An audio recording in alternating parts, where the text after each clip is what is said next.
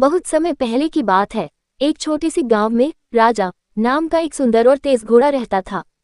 उसका मालिक रामू एक गरीब किसान था जो अपने खेतों में मेहनत करता और उसी मेहनत से पेट पालता। राजा रामू के लिए केवल एक जानवर नहीं था, वह उसका साथी, उसका सहारा और सबसे बड़ा गर्व था। राजा बचपन से ही अलग था। जब वह छोटा था तो गांव के बाकी घोड़े उससे दूर रहते थे क्योंकि वह बहुत शांत और गंभीर था। लेकिन रामू ने उसकी आंखों में कुछ खास देखा, आत्मविश्वास और जिज्ञासा। धीरे धीरे रामू ने राजा को प्यार से पाला, उसे दौड़ना, बोझ ढोना और इंसानों की बात समझना सिखाया। राजा भी रामू की हर बात मानता और उसके इशारे समझ जाता। गांव में हर साल एक बड़ा मेला लगता था जिसमें घुड़दौड़ प्रतियोगिता होती थी। ये केवल दौड़ नहीं होती थी बल्कि गांव की इज्जत का सवाल होता था।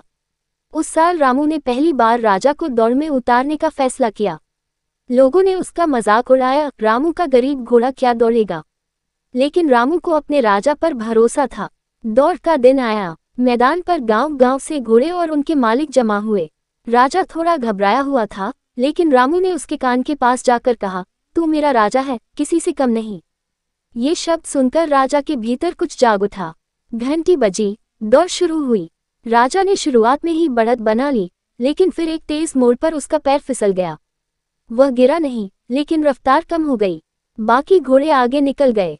रामू का दिल डूबने लगा, लेकिन तभी राजा ने खुद को संभाला और जैसे हवा को चीरता हुआ दौड़ने लगा। लोगों की आंखें खुली की खुली रह गईं। राजा सबको पछाड़ता हुआ आखिर में पहले स्थान पर पहुंचा। पूरा गांव तालियों से गूंज उठा। रामू की आंखों में आंसू थे, खुशी के, गर्व के। उस दिन राजा सिर्फ एक घोड़ा नहीं था, वह गांव का हीरो बन गया। जीत के बाद रामू और राजा की किस्मत बदल गई। गांव वालों ने रामू को सम्मान देना शुरू किया। राजा की बहादुरी की कहानियां आसपास के इलाकों में फैल गईं। कई अमीर लोगों ने रामू से राजा को खरीदने की कोशिश की, लेकिन रामू ने हर बार मना कर दिया, राजा बिकाऊ नहीं है, वह मेरा परिवार है। समय बीतता गया। 1 साल, 2 साल, फिर 10 साल। राजा बूढ़ा हो चला था। अब वह नहीं दौड़ता था, लेकिन उसकी आंखों में वही चमक थी। रामू अब बूढ़ा किसान था, लेकिन उसकी कमर सीधी और मन मजबूत था, जैसे राजा ने उसे हिम्मत दी हो। एक सर्दी की रात राजा ने आखिरी सांस ली। रामू ने उसे अपने खेत के कोने में दफनाया, जहां राजा खेला करता था। उसने वहां एक छोटा सा पत्थर रखा, जिस पर लिखा था, यहाँ वह सो रहा है जिसने सपनों को पंख दिए।